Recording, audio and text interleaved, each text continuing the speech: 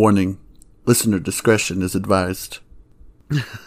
Sometimes I can't tell if I was abused as a child or I just had a normal childhood and everyone's beat around a little bit. And then I tell these stories and people look at me like, "Oh my God, honey, bless your heart."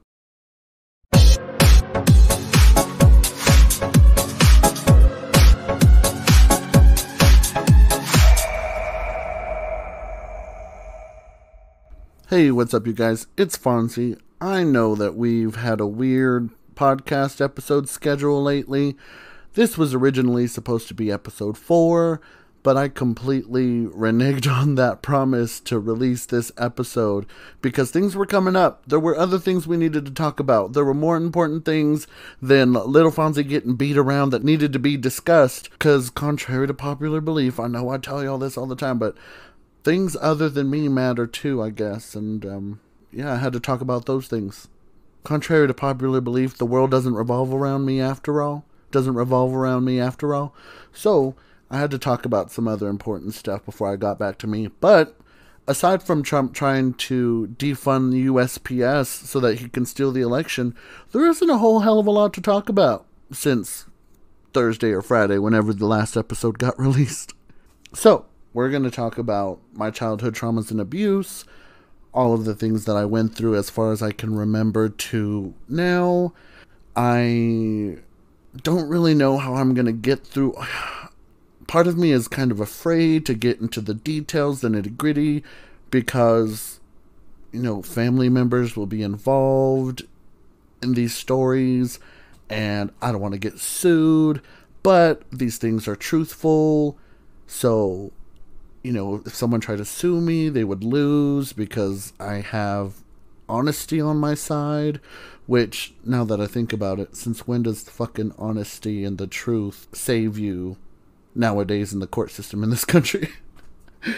But I felt as though if I was going to be as open about my personal life as I had been to this point, I needed to talk about these things as well, because it's one of the hallmarks of my story that when shared with other people, they begin to understand why I am the way I am and how I developed as an abused person into the product that they begin to introduce themselves and get to know, and the Fonzie that they eventually begin to know and love and stuff like that. So, we're going to talk all about how I used to be beat around a little bit.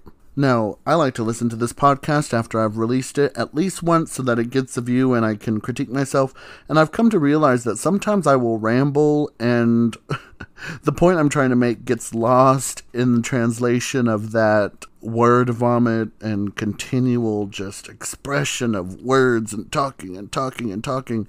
And I'm going to try and not do that anymore. That's my new promise for this episode. Is I'm going to say something, and rather than elaborate and all of the meaning behind that get re-said 50 times, I'm just going to say it, stick with it, and that's it. I'm not explaining nothing. So, with that being said, let's pay some bills real quick and get into the episode.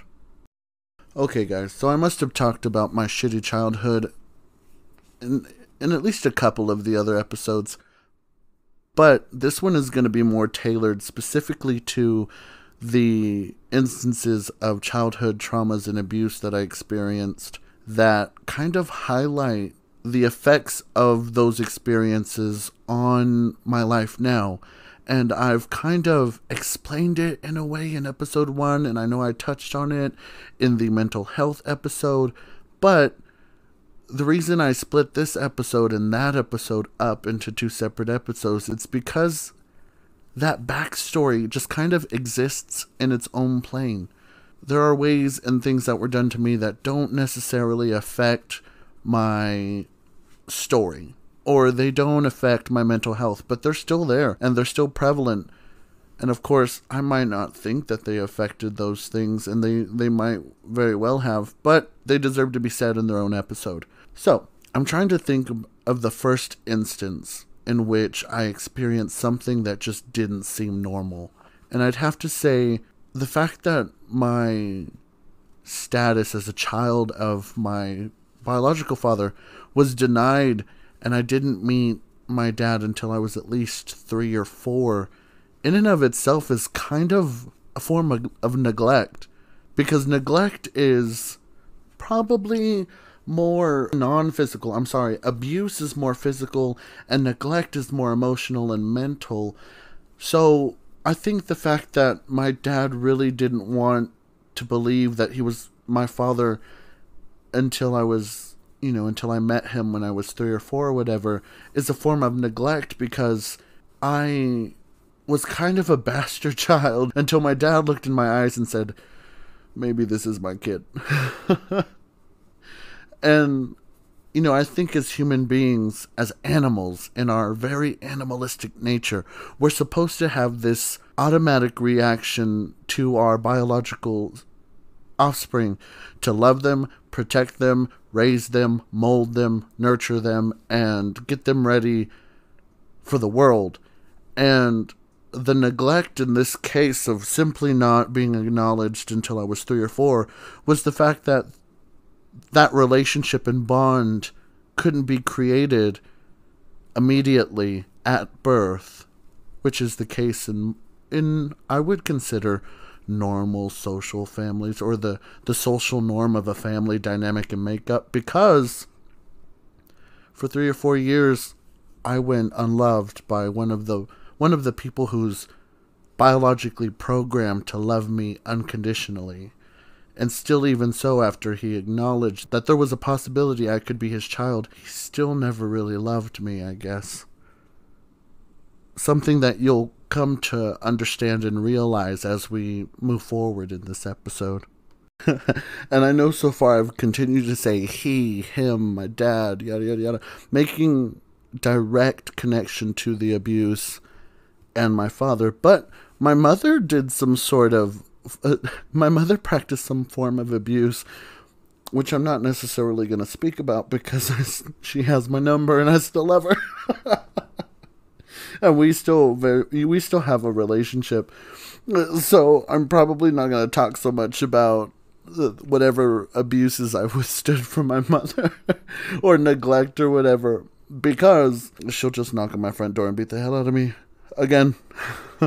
I will, however, discuss about one specific instance where she stabbed me in the arm with a pencil, and now that I'm telling this story in my podcast, it will forever exist as the testimony of my mother's abuse towards me. Maybe I should get her stuff out of the way, and then we can just focus on my biological father. Anyway, so, I would say that my mother knocked me around a good fair amount. I wouldn't say it was abusive for the purpose of being abusive, but my mother definitely, smacked me a little bit, stabbed me in the arm with a pencil a few times. She definitely spanked me a good amount of times. I was on a first name basis with that paddle. But I don't know. When I think about it, I don't consider what my mother did abuse. I more consider it discipline, a very physical form of corporal punishment and discipline, but discipline nonetheless. So I do want to talk about this one time, and she will deny it until the day she dies, but it happened.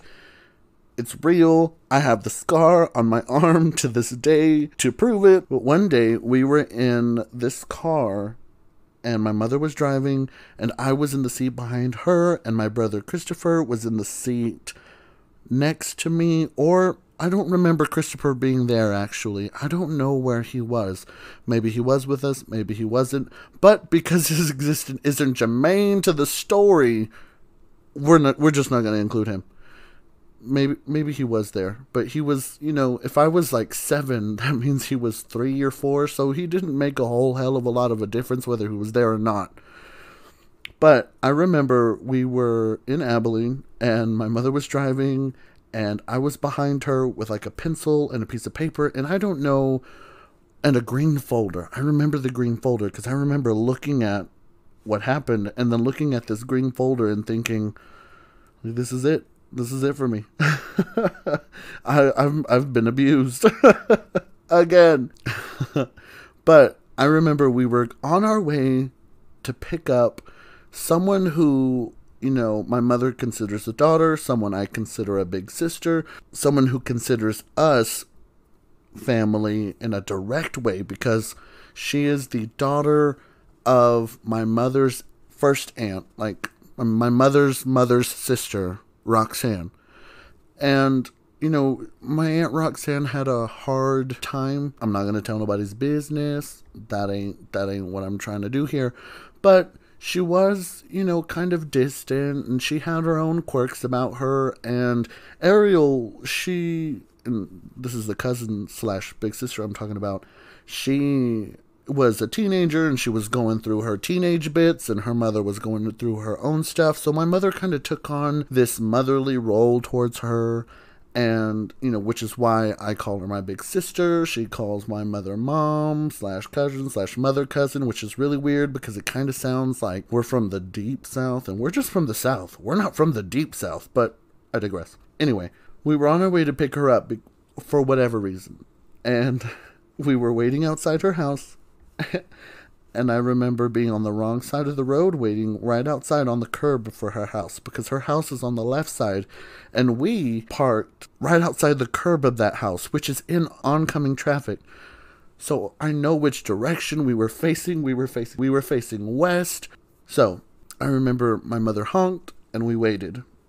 And we waited, and we waited. And my mother was getting impatient. And of course I'm 7, so I'm going to fill the void with words or something.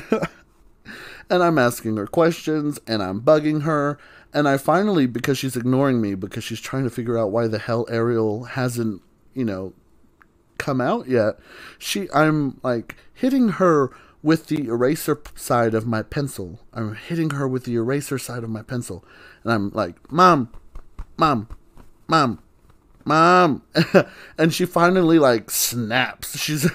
She says, "What?" And she grabs the pencil and she stabs me in the arm with my own pencil. And I remember being stabbed, and the pencil is hanging out of my forearm. It is hanging out of my forearm on the radius side of my forearm. And when I say radius, I'm referring to the bone on the thumb side of your forearm. And the pencil sharp is sticking into my skin, and it's sticking out unassisted. And that's how deep it managed to get itself in there. And I scream, and then in the middle of the scream, I just kind of stop, and then I'm looking at this pencil, and tears fill my eyes, and I look at my mother like, "You stabbed me." And she's like, "I told you to leave me alone." I don't know what her problem was that day. I didn't ask. I was 7. I probably didn't consider. Maybe she had a shitty morning. I didn't ask her. That's where I take some fault. But there's a pencil sticking into my arm, and to this day, if I push it hard enough in that specific spot, my whole arm feels like it's being electrocuted just slightly, just a little bit, like I'm hitting a nerve or something. But to this day, I have this pencil-lead mark on my arm from where my mother stabbed me with it. And to this day, she will tell people I'm crazy when I'm telling them. And what are you talking about, woman? I have the scar on my arm right here. Anyway, that is one specific... And maybe Chris was there, because I remember looking at him like, "Did you believe this bitch? You see what she just did to me?" And Chris just sitting there like, "That ain't none of my business." And he's fucking with his blanket. He's in his car seat doing his own thing because he's 3 and he didn't know I just got stabbed with a pencil. I don't know. But he was there because there was a car seat in the middle, and I was just kind of looking at him like, "Can you believe this shit? Get ready because it's coming, dude."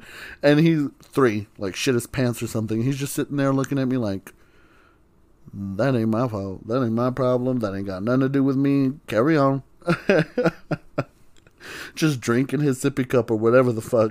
But anyway, that's one instance where I can definitively remark to the fact that my mother had stabbed me with that pencil. And, there were other cases of, being smacked around a little bit. Because, my brother, there is... Thinking about how close CPS came to putting my mother in jail is so funny.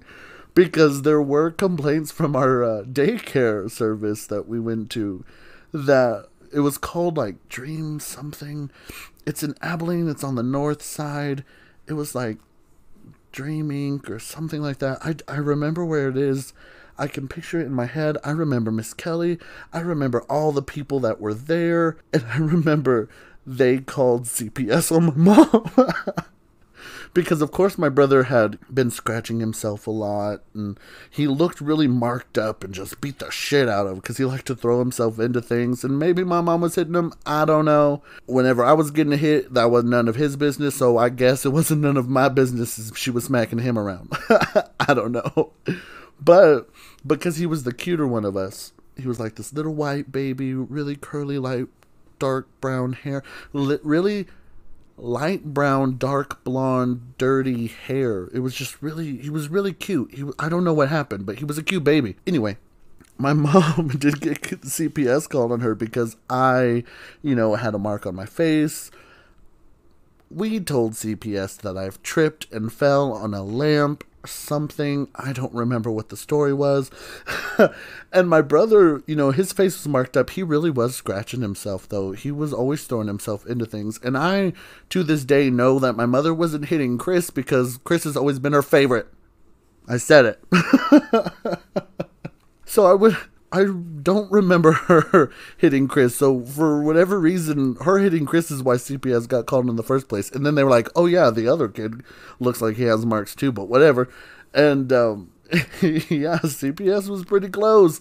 I remember us having to tell CPS like, no, I'm a shitty kid. I was running. My mom told me not to run and I fell, tripped on a coffee table. I ran into, we made up this big elaborate lie. And all because I had, like a mark above my eye or whatever. And come on, I was smacked. But I lied for my mother because I did indeed deserve that smack. Anyway, my mom used to hit me and stab me with pencils and shit. And when it came to David, like I was saying earlier before I kind of changed parent on y'all, but the fact that David really didn't acknowledge me as his child until I was at least 3 or 4 is, in its own specific microcosm case, a form of neglect. Because, like I was saying earlier, you are biologically wired to love and nurture your child, and the fact that he had decided to renege his responsibilities on me is a form of neglect. And I don't care who you are. It's the truth. And I remember the first time he threw me around is because I pissed him off about something. And I was like 4. And I was just taller than his knees. My face, if I went to hug him, was somewhere at his thigh. Like I wasn't tall enough for my face to be in, his area. But I also know that when I hugged him, I didn't hug knee either. It was like right there at the middle thigh area. So I was like 3 or 4. And I remember I wouldn't leave him alone. And normally you get a kid and you like wrestle around with him. If a kid won't leave you alone, it's because they need attention.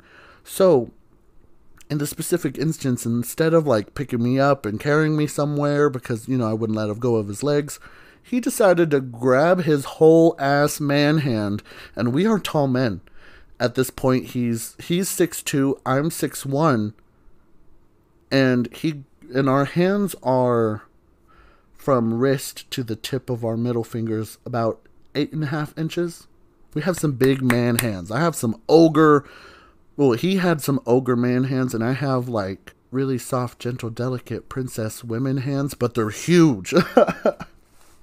And they're big, and so he put his big ass man hand on my whole face and shoved me to the ground as violent as he could, and he told me, I said, get off of me. And I remember looking up at him and being like, oh, this is going to be a problem. At 4, to have the awareness to tell myself like, uh-oh, he's going to be one of those people. And I do not ever remember a time being with him and there not being some type of yelling or screaming or arguing about something. him and a girlfriend of him and a wife of him and his parents and him and my aunt. Like, there was always something. Him and my mother, there was always screaming. That was the environment in which I was raised in. There was always a fight. There was always a yelling match. There was always a pissing match between someone and someone else trying to show their power. Him and his stepdad and my grandfather always had issues. Him not being like to be told what to do when it came to raising me, when it came to doing whatever he wanted to do with his own life, whenever it came to anyone just trying to give him direction, he wasn't having it. I remember I was turning 6. It was the first summer that I spent with my dad, and he had a wife. Was this one a wife or a girlfriend? But he had a wife. No, it was a wife. Her name was Blanca. She had children. Her oldest kid was still in school, and her youngest kid was definitely 5 years older than me. So anywhere from 12 to 16 were her kids. And she had 3 or 4. She had 3 or 4 kids. But we lived in my biological father's houses on Shelton Street. And we lived in that house with my dad's wife / girlfriend, whichever one it was at the time. I know eventually he would go on to marry her.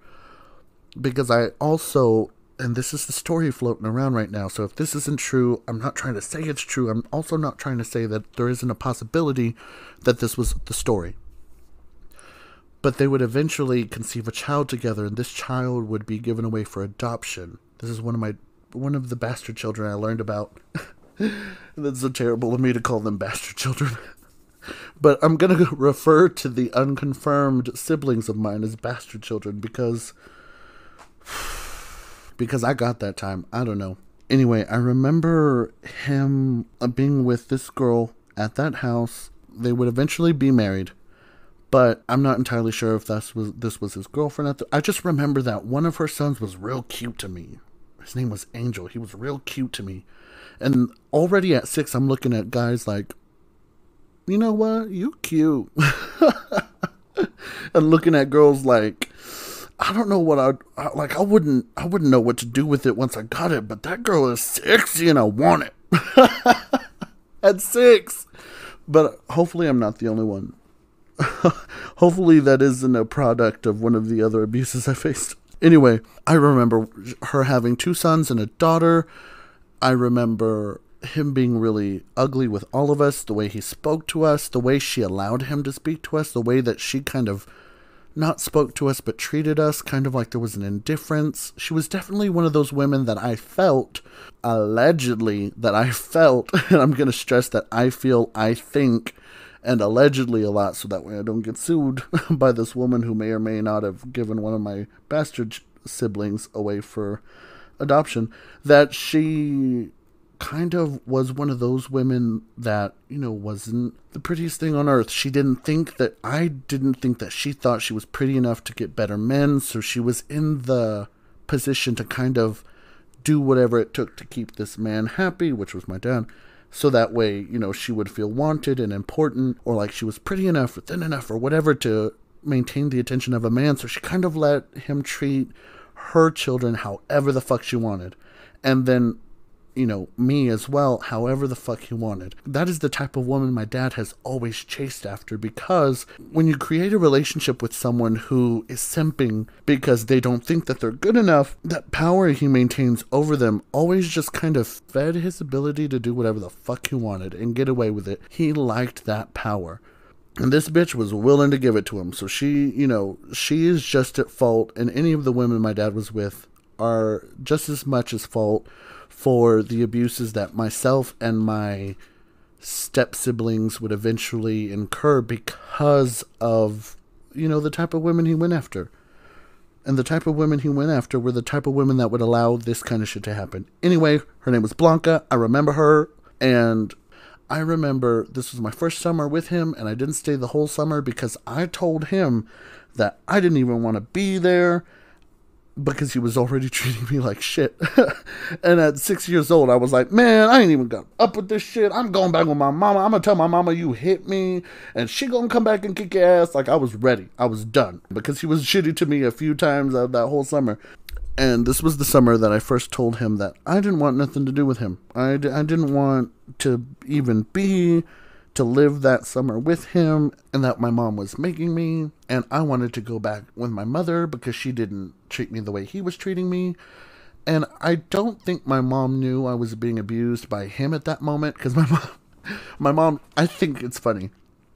I have this belief that my mom, if she would have known what was going on, she would have been like, hey, you don't fucking touch my kid. You don't fucking abuse my kid. You don't hit my kid. That's my job. So I know that if I would have told her, hey, my dad is excessively abusive. He's being excessively mean to me. He talks to me in a very mean way. He's degrading me. He is making me do all kinds of like physical punishment type stuff that is really like not cool for you to impose on a 6-year-old. I know if I would have told her this, that she'd have been all over him like Spam in a can. She would have put him in some kind of weird chokehold, and I wouldn't have a dad right now or a mom because my mother is like Mama Bear. But I know if I would have told her that, she would have done something about it. I wouldn't have been subjected to that, and I wouldn't have to continue to go over there anymore.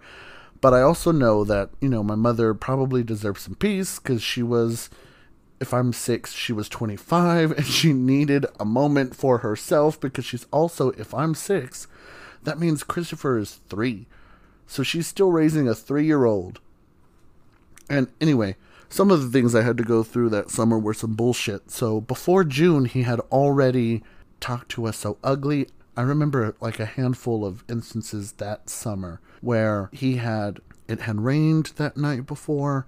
There was mud. There was like big pools and ditches full of mud in the backyard because we're Mexican.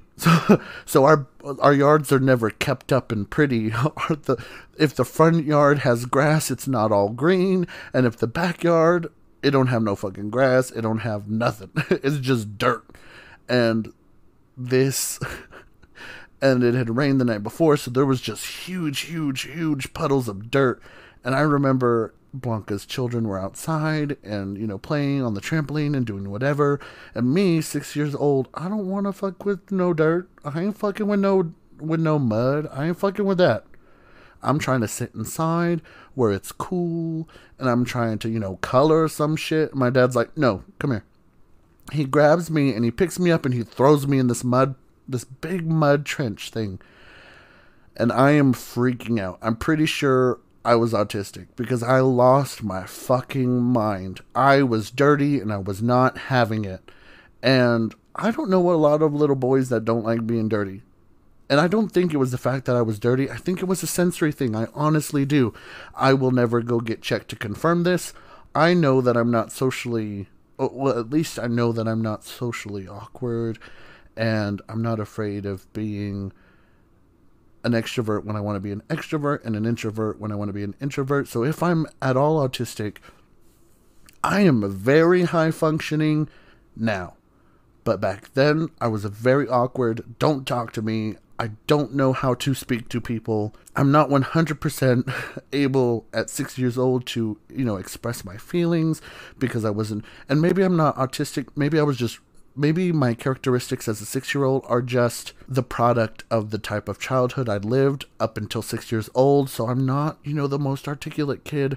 I'm very smart, but I'm not expressive, and I don't like being dirty, and I don't like, you know, the way certain things feel on my skin. So when he fucking threw me in that mud, I was dusted. I was mad. I was like, I was coming for you. And I don't know.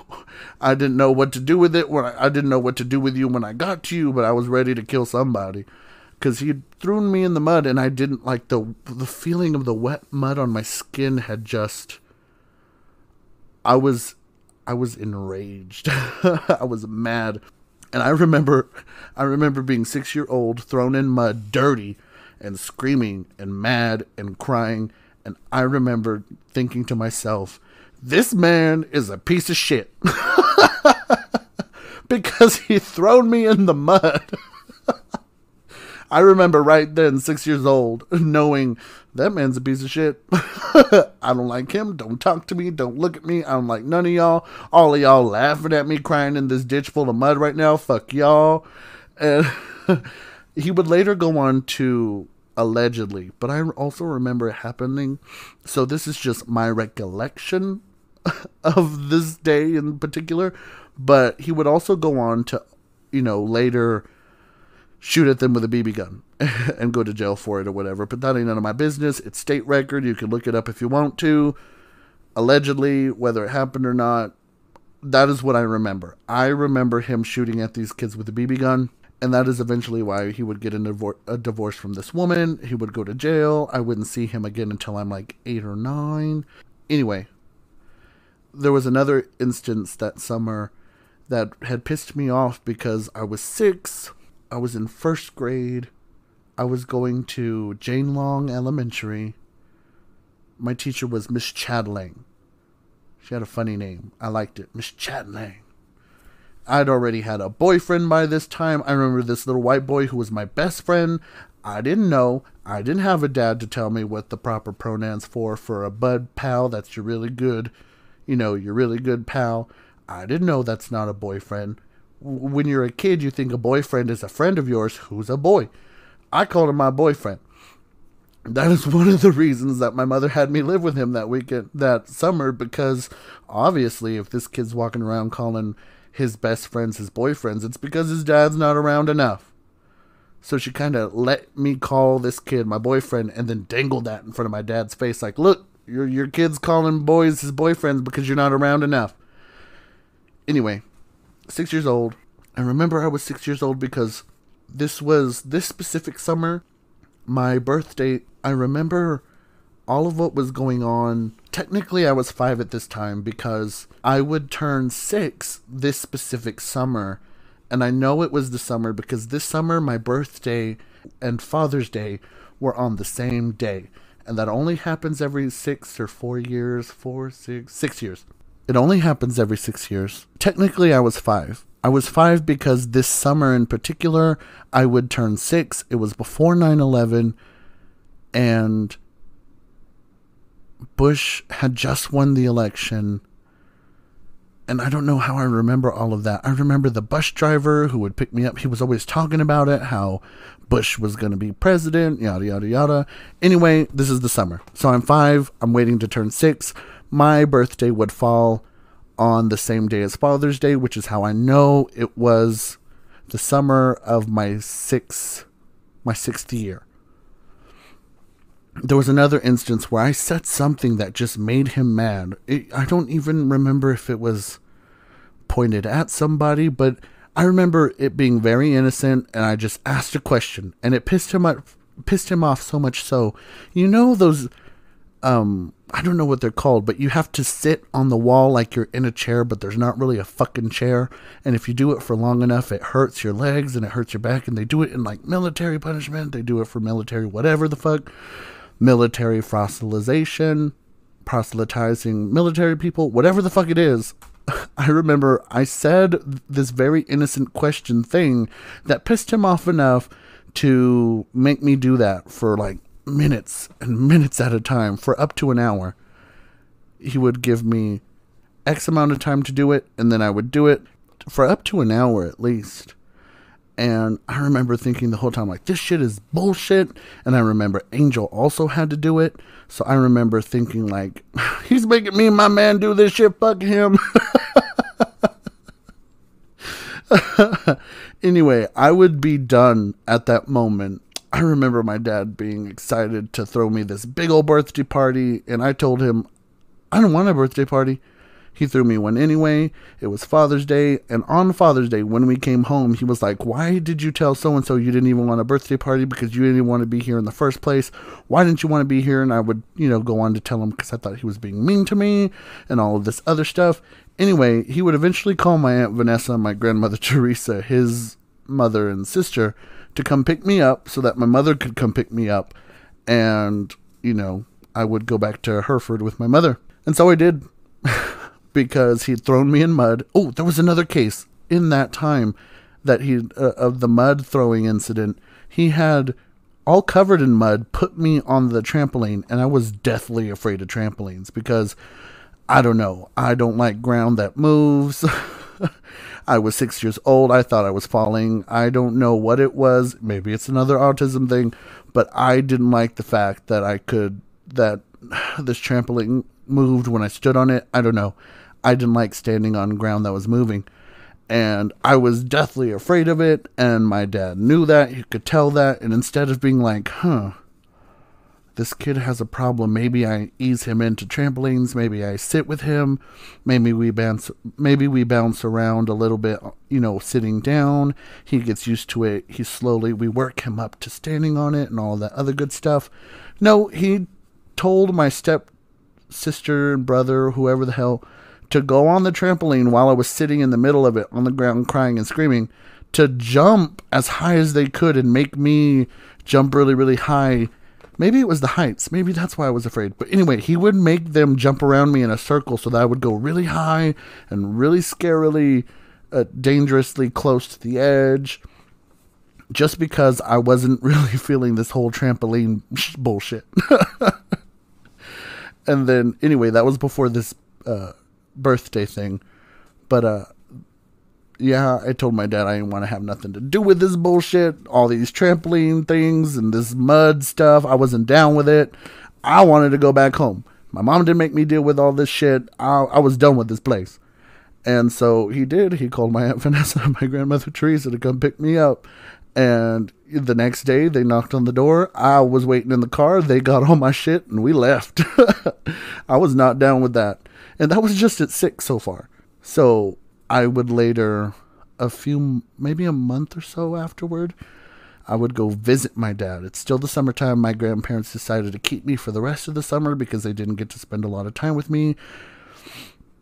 I loved them. I was very close with them. So I was like, oh yeah, sure. Love y'all. Let's stay. And so I'd stayed with them. They were going to go out of town. My Aunt Vanessa wasn't old enough to stay at home with me and take care of me. So they took her. They asked me if I wanted, I don't think they asked me a damn thing. But for whatever reason, I ended up being at David's house.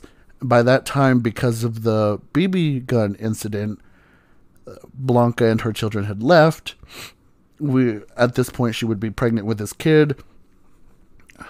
The one that we're pretty sure was given up for adoption. If you are that kid, or if you know of this story and know that David is your dad, or that is the father of a child that was given up for adoption, I would like to get to know you. Please contact me. All of my contact information is all over this podcast and my website. I would end up at his house, that same house on Shelton, with the fucking mud in the backyard. And my dad was like, you're going to stay here for the weekend because grandma and grandpa are doing whatever. And I know you don't want to be here, but that's too damn bad. He would try to make it not that shitty. But one of the instances in which at the time I was just like, this is bullshit. Whenever he didn't have a wife or a girlfriend, and not just in this case specifically, but for the rest of my childhood and the time that I came to live with him, the instances that I lived with him, the times I lived with him, all of the times I would be with him when he had a wife/girlfriend or no wife and no girlfriend. If he didn't have a wife or a girlfriend, I had to do all of the work, like chores and stuff. And I remember Blanca had gone, the dishes were piling up, and he's like, you know how to do dishes? And I told him, no. And he told me, well, that's too damn bad. And he made me go and wash the dishes. And I was 6. Okay, washing dishes is a chore that you give to a 12, 13-year-old son or daughter to teach them cleanliness and responsibility and all of those other things that you teach kids by giving them a chore. I was 6 years old. There were knives, there were forks, there were sharp things, there was hot water. Anyway, so of course, with zero instruction, I go in there, try and wash the dishes the only way I knew how, which is all of the information I'd gathered from watching my mother and my grandmother wash dishes. I think I'm doing pretty good. He comes along to check to see what I'm doing, to see if I'm doing something correctly, incorrectly. He notices that I'm washing the dishes with cold water. And instead of telling me, hey, that's not right, let me help you, This is supposed to be done with warm water, draining the thing, putting warm water in there, and then helping me finish, or just letting me do the rest of them all over again on my own. He decides that he is going to empty the sink, put all of the dishes back into the dirty side of the sink. He decides that he is going to drain the sink, get all of the dirty dishes out, all of the dishes that were cleaned with the cold water back to the dirty dish pile on the counter, and then with the empty sink, he would make me hold my hands to the bottom of the sink, and he would fill up the water with nothing but straight hot water. And of course, I am 6 years old. I am screaming because this water's hot as fuck. My hands are red. There are no like blisters or, third-degree burns or anything, but my hands feel like I am touching lava. And he makes me hold my hands to the bottom of the sink until my hands stop hurting. And then when my hands stop hurting, I tell him I can't. Eventually stop crying. I can't feel anything anymore in my hands. And my dad puts soap in that warm water and then starts feeding me dishes to clean with that water that just killed my hands. And to this day, I cannot feel hot water on my hands. To this day, I cannot be the person that you use to test whether bath water, dishwater is hot or cold or not, because my hands are fried. I cannot feel temperatures on them. I can barely burn myself by touching hot things. When you go to a Mexican restaurant and they give you your plate of fajitas, they give you enchiladas or whatever, and they tell you, be careful, this is hot, and they're carrying it to you on a rag or like an oven mitt, and then if you touch it, you burn yourself. I can grab that plate, move it where I need it, and all of that stuff, and I don't feel a goddamn thing. And it's all because of one of those instances when I'm 6. Anyway, only gotten through one summer's worth of bullshit. Okay, so, moving on. Let's see. I would end up surviving that weekend, and my grandparents would come back for me. They would ask me if I want to stay the rest of the summer with him or if go back with them on the Monday that they come back. And I told them, no, I want to go back with you where I ain't got to do no fucking dishes and people don't talk to me crazy. And so I go back with my grandparents because I do already 6 years old, first summer living with him. I do not like this man. Don't. This is the first time that I lived with him, unsupervised by my grandparents, because up until that point, I'd only ever been around him if my grandparents were nearby. And I don't know if I told my grandparents at that point that he was being abusive. I'm not entirely sure if they would or would not have done something. I want to say in my heart that they would have been like, you know what, you're not going over there anymore if he's going to treat you this way. And we're going to, we're going to let him know that that's not okay. And you can't, treat our grandchild, you can't treat our grandchild this way. Whatever the case instant was, I don't remember telling them, but I also don't remember not knowing that this is what was going on because of how many times I had to tell them I didn't want to be over there or how many times they had to get called over. Obviously, they had to have known something because why does a 6-year-old not want to be around their parent unless the parent is doing something fucked up?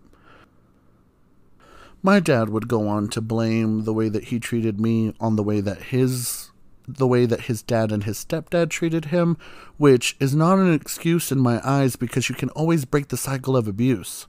Just because your dad and your stepdad beat the shit out of you does not mean you have to beat the shit out of your kid. That is not a behavior that you generationally inherit and continue to practice, And people ask me all the time if I want kids, when I want kids, when I'm going to get started on that. And I always have this joke that I don't want kids until I can afford a full-time nanny because my grandpa beat the shit out of my dad beat the shit out of me. I'm genetically predisposed to beat the shit out of my kids. And of course I know I never would, but I think that the excuse that my dad gave was always bullshit because although my grandfather admittedly has not been the best parental role model on my dad. He's done his best since to make amends for that. Of course, in true grandparent syndrome, the grandparents always treat the grandkids better than they treated their kids, so my grandfather was always really good to me until the summer of my 13th year, which we're not going to talk about because that's still a fresh wound. But I always loved my grandfather, regardless of how he treated my dad. It's not an excuse. It's not an excuse. That's my idea anyway. And so there was an instance where I had been in my mother's makeup. I put some sort of white eyeliner on my eyebrows and was like, ooh, I'm cool. All of the fucking dudes on TV are doing it. I look badass right now. And my mother, I don't know how I got her attention about it.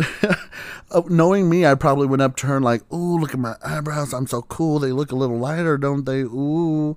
And my mother would see that I was going through her makeup.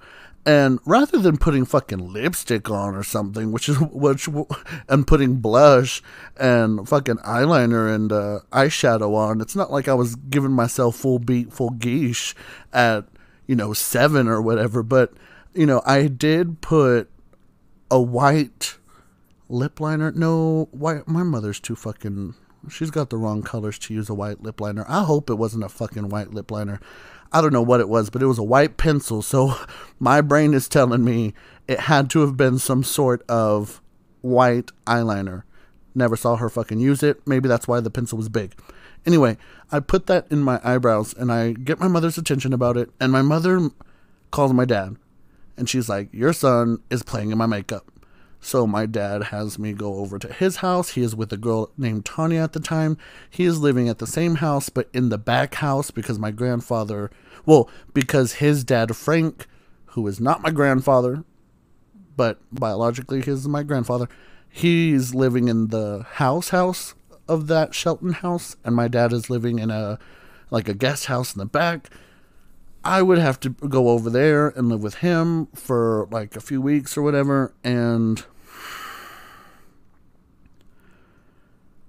he would make me put one of Tanya's dresses on and walk around the house for about an hour or so until my mother came back. And honestly, I wasn't mad that my dad made me wear a dress because I'm a boy. Why am I wearing a dress right now?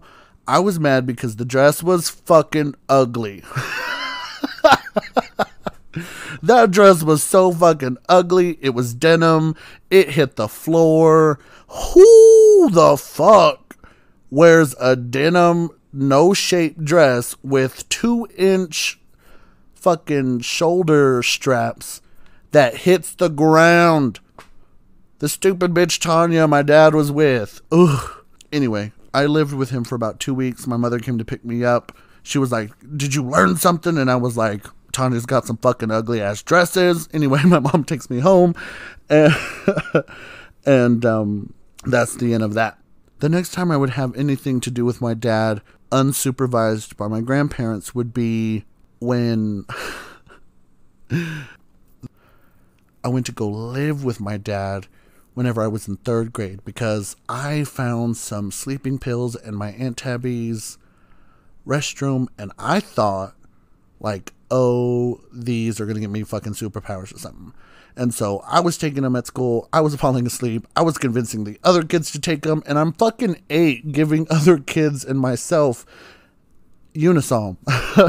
And the school was dead set serious and convicted of the fact that I was selling drugs and distributing drugs to minors, and I was trying to get everyone high on fucking Unisom.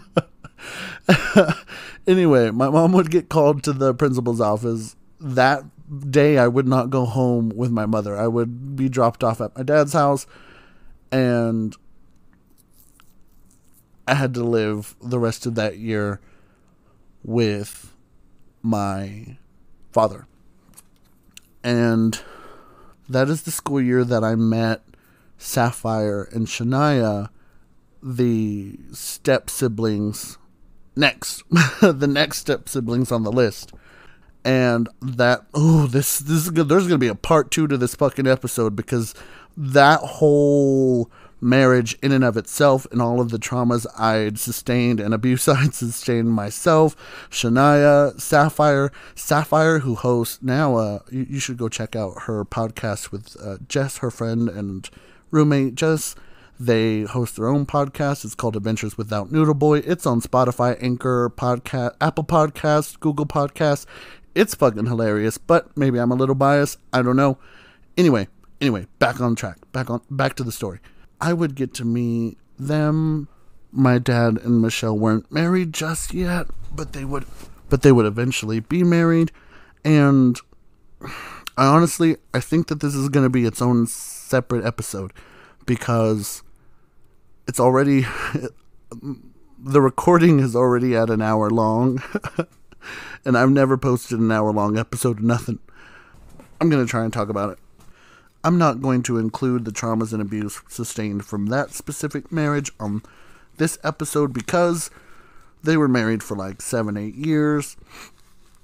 At least they were together for 7 or 8 years, and I could go on and on for at least an entire hour-long episode worth of stuff that Sapphire, Shania, and I had gone through during that marriage. So, I don't know if I should get into it. This episode will be 3 hours long if I try, but I'm going to skip ahead. Anyway, armed with all of the abuses that I had sustained throughout my childhood, I'm 13, I'm living with my mother, and my mother comes into my room and she tells me, your dad's just gone to prison. He will be in prison until you're 23. And my heart just kind of, thank God. Which is kind of fucked up for a kid to say, but, God knows I'd been through enough to have, feelings about this man and about not wanting to be around him. And the way at least the next time I had anything to do with him, I would be a man myself and could stick up for myself the next time that I ever saw him. So, I'm sorry, did y'all hear that? I have terrible microphone skills. Anyway, at least I would know that the next time I had anything to do with him, the next time I saw him, the next time I spoke to him, I would be a man myself and I could stick up for myself. And we just had this really ugly relationship. He would write to me. I would refuse to write back to him. I wanted nothing to do with this man. I wanted this man to understand that the reason he was in jail, whatever it was at the time, something I would not know until recently, whatever the reason he was in there, he needed to learn a lesson. He had, gone on treating people the way he had treated people for too long. He deserved to be where he was. And I wanted him to miss me because in Texas, that's what our prison system is all about. It's about retribution, learning a lesson. And I didn't feel he would learn a lesson in prison if the entire time he's sitting in there, he's getting babied by my grandparents, by me, talking to him, telling him how much we miss him, how much we can't wait to see him. No, you sit in that dark hole and you sit in there and think about all the shitty things you did to me, so that way next time you see me, maybe you're not a fucking asshole. At least that's what my idea was. Anyway, I'm 23, I get a call from my grandparents that he's going to be released. I tell myself, hey, I'm a man now, let's try and have a relationship with your father, because, you believe in forgiveness and everything, and you're a man now, so you always, you can always just, completely shut him down next time he talks to you sideways about anything. And so I go to Abilene, I'm working at Taco Bell at this time, I tell Saudi everything that's gone on, and she says, go. And so I go, not so much that I need, permission anyway, but, because I would have gone anyway. But, I spend that entire weekend in Abilene. I go with my grandparents to pick him up, and he is in awe of who I'd become. He'd only ever heard of me, who I was, all of these things through letters or phone conversations with, my grandparents or my mother. I'd never directly spoken to him. It had been about 10 years since I'd, had any kind of communication with this man. So he, 10 years of missed everything just kind of hit him all at once when he saw me, because I was a grown-ass sexy man now. And I'm 6'1", and I'm kind of, built. I'm chunky now, but at this point I'm built, and I'm, not fat. I'm not skinny. I'm just kind of, rah. I'm a monster.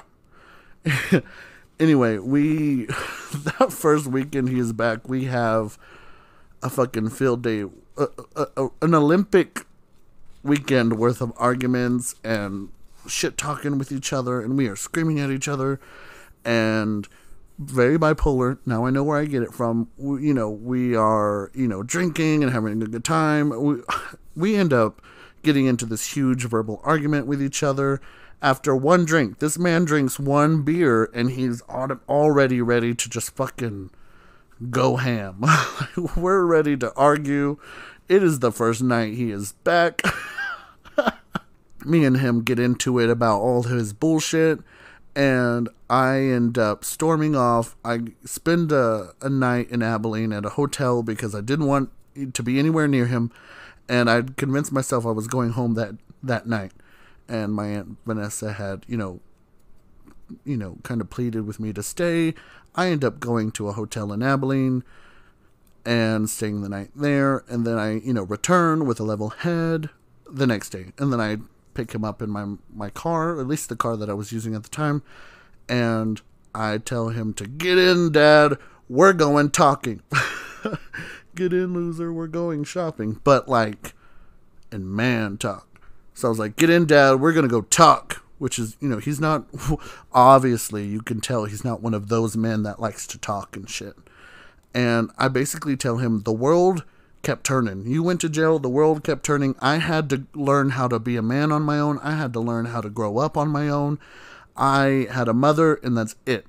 And, life carried on for everybody except you. So you had 10 years to think about all of the reasons that you had ended up where you ended up. You had 10 years to think about how much you missed me, and now is the time to apply that and to put it to good use. And we had so much hope that he would, turn his life around and that things would be better and I would have a dad. And we were all fucking wrong. He would go straight back to his bullshit, just like men to go back on their bullshit. But he would go back to his bullshit.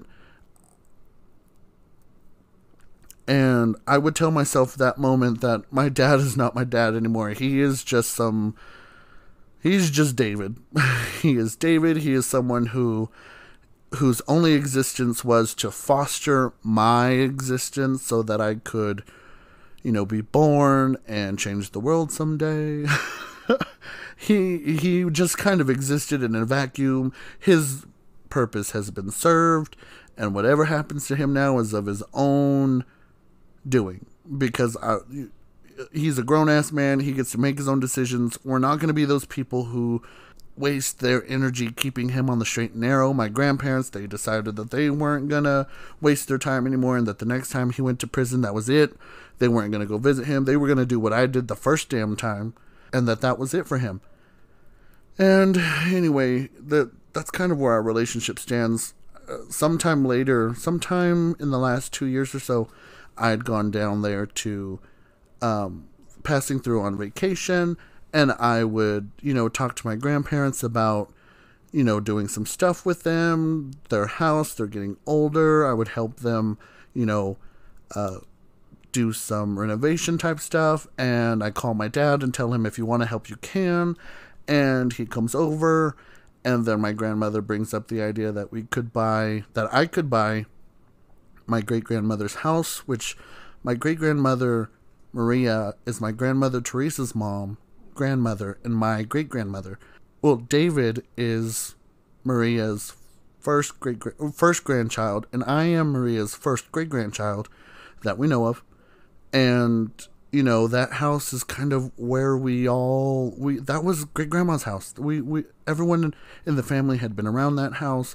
We all had something to do with her, and my grandparents would pick her up all the time and go take her shopping. I was in that house all the time. Everyone knows that house. It's a kind of a staple of our family's history.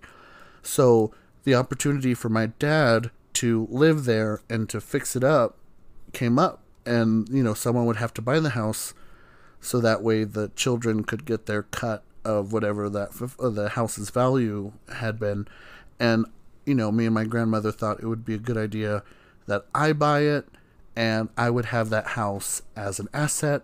David could live in there, pay the mortgage, fix it up, and he would have his own home. He would have his own home for the rest of his life, and he wouldn't have to hop from house to house, woman to woman, every time he got into a new relationship, leave everything behind him, and he could find a stable home for himself and live there until he died or went to prison. And then at that point, either or, it would become mine, and he would have to figure out whatever the fuck he was going to do with his life after that.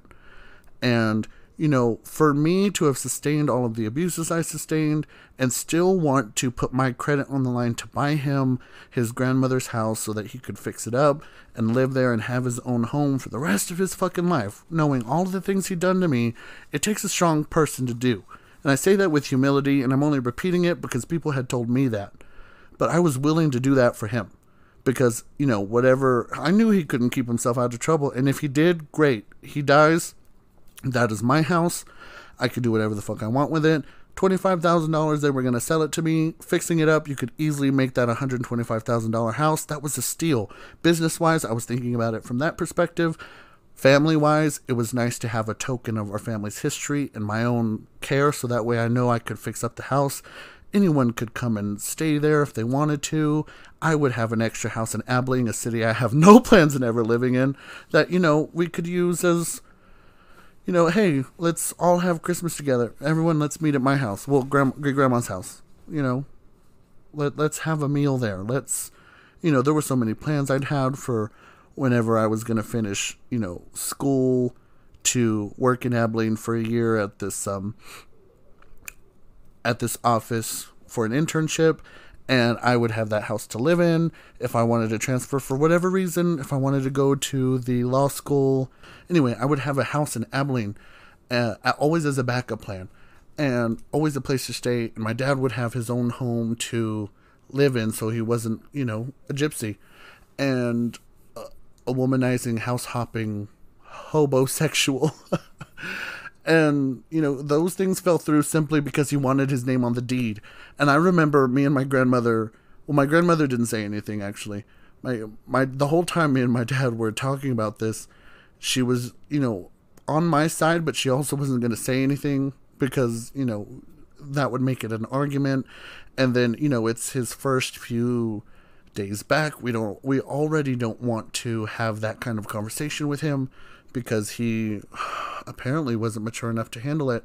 But the entire time we're talking about, yeah, I could buy that house, David could live in it, he could fix it up, you know, he would have his own place for the rest of his life or until he went to prison, and all he heard was his name wasn't going to be on the deed, and he lost his fucking shit.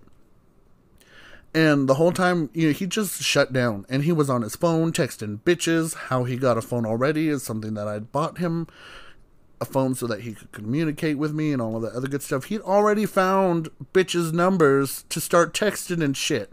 And this is a week after, or maybe it was already a month. I don't know. Some time had gone by. So in the short amount of time that had gone by from when he got released to when I went back to visit, he'd already had all kinds of bitches texting him. And the entire time that we're, you know, making a business plan to buy my dad a house, to buy David a house, someone who'd beat me my whole fucking life, he's just texting bitches, completely ignoring us. And my grandfather blows his fucking lid, turns back into my old grandfather, and he is screaming at my dad, and part of me is living for it, because I'm like, you tell him, Grandpa, you tell him.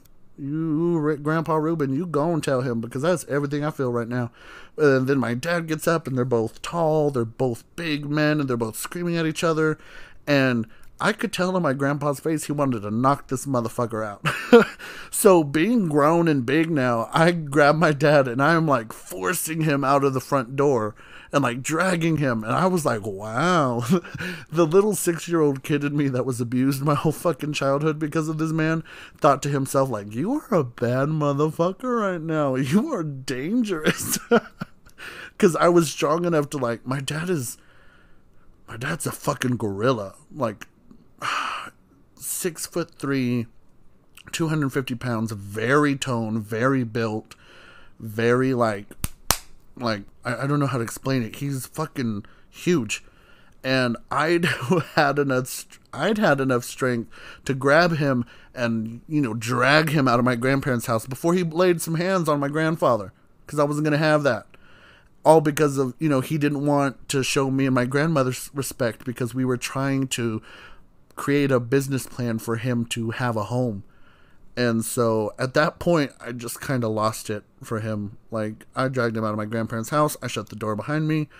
And, me and my grandma went on with our lives. We decided, like, it wasn't even going to be worth our time if he wouldn't respect our time in having to try and do it for him, our time trying to explain to him. And the whole reason that he'd blown up and shut down is because he wouldn't be on the deed. And I kept telling him, what happens to me? Like, that you owe like $80,000 in back child support for all of these bastard children and me. What happens to my house? What happens to me?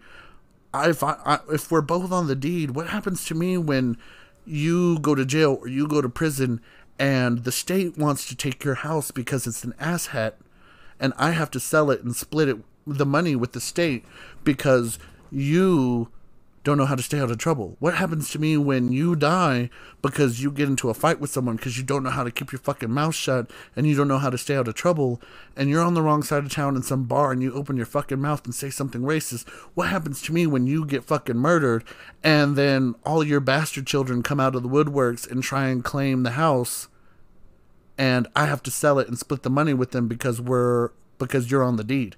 Like, what happens to me? And he just very selfishly didn't want to hear none of that. This man, that is how he thinks to himself. In hearing this right now, I'm sure all of you are like, damn, like, Fonzie was going to buy his dad a house. Fonzie was going to buy David a house. Fonzie have to do none of that stuff for David, but he was going to do that. And all David had to do was accept that he wasn't going to be on the mortgage and live there, pay the mortgage, and fix the house up. That's all he would have to do. And he would have a home for his whole fucking life. Or until he went to prison, whichever one happened first. Because this was like his 10th strike. So if he ever went to prison again, he is spending a life. Like, the Texas judges have already told him, I don't ever want to see you again. If I ever see you in this courthouse again, I will turn the key on your life, kid. So he could very much rot in prison if he doesn't know how to keep himself out of trouble, which he has managed to do in the last 2 years, amazingly to me. Astonishing and shocking to myself. But that house ended up not getting sold for whatever reason.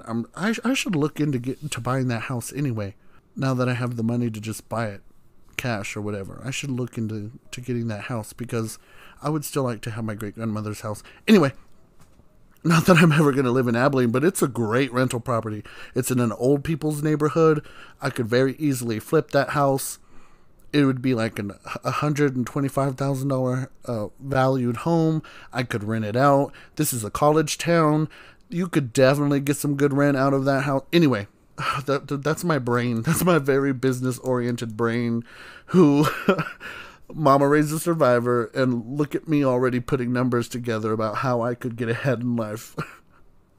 Anyway, that is the beginning and the end of this story, and the middle will be talked about in another episode, not the next one, because something might come up. But in a future episode, I'm going to pick up where I just left off. We are going to continue talking about my childhood trauma and abuse, and all of the childhood traumas and abuses that I sustained during my dad's marriage, and during the time I spent with my dad from about the age of 8 to the age of 13, when he finally went to jail the last time.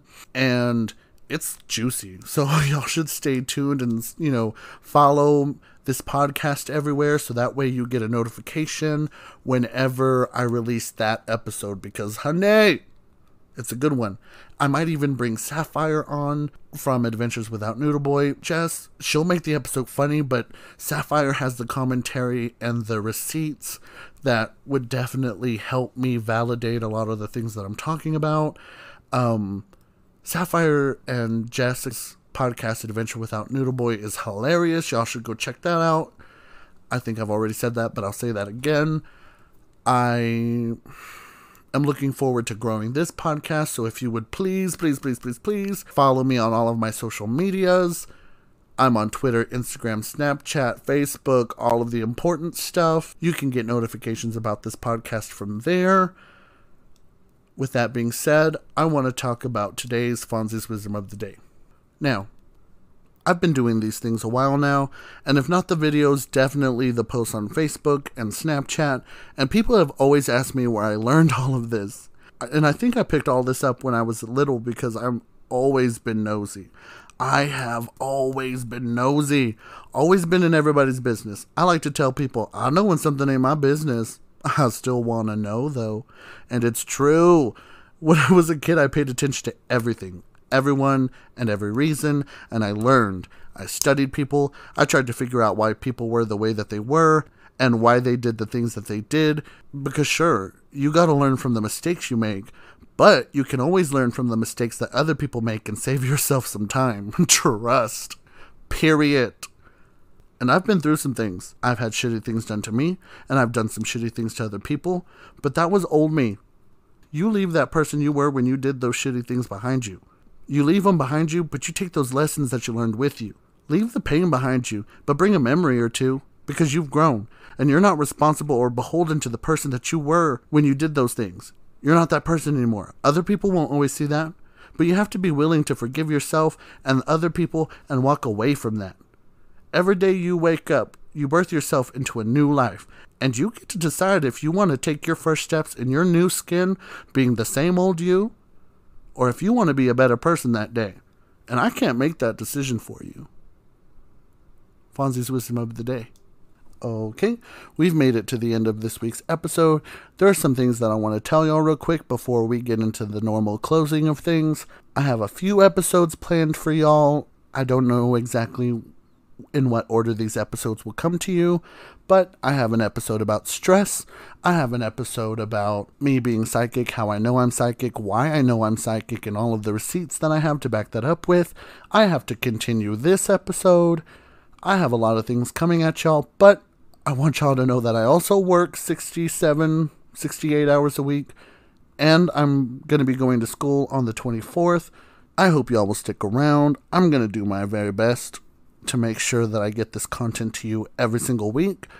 There might not be twice a week episodes for a little bit, at least until I get into the normal schedule of things. I just wanted to give y'all a fair warning. With that being said, we've made it to the end of Ask Fonzie Anything. Thank you so much for sticking with me through this entire episode. If you want to hear more, I have tons of episodes posted already, and I'll post new episodes whenever I want. No, but seriously though, usually Mondays, and when the show starts growing, I'll start releasing episodes twice a week or something. If you like the show, it is available almost everywhere podcasts can be heard, including Google Podcasts, Apple Podcasts, and Spotify. Make sure you add, like, subscribe, or follow me on my social media profiles. It's at Fonzie Graziano on everything, so you don't have to worry about missing an episode. Make sure and send me DMs to request episode discussion topics. You can write into me if you need advice. I've been told I'm an infinite spring of wisdom. I can definitely give you an outside perspective. I'll tell you what I would do anyway.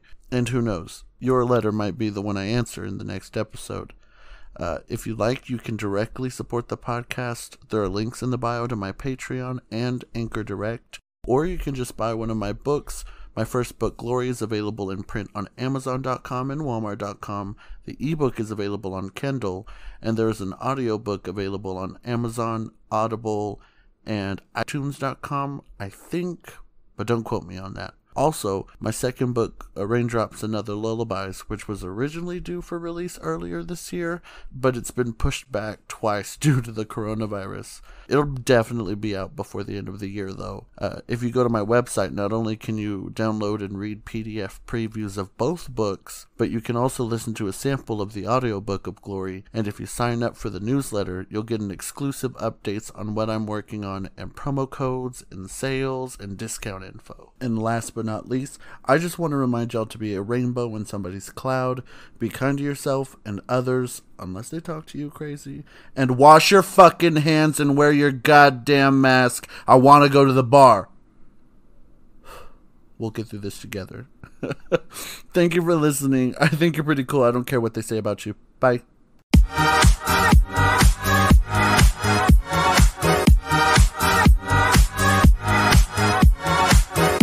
I ain't gotta explain shit to nobody.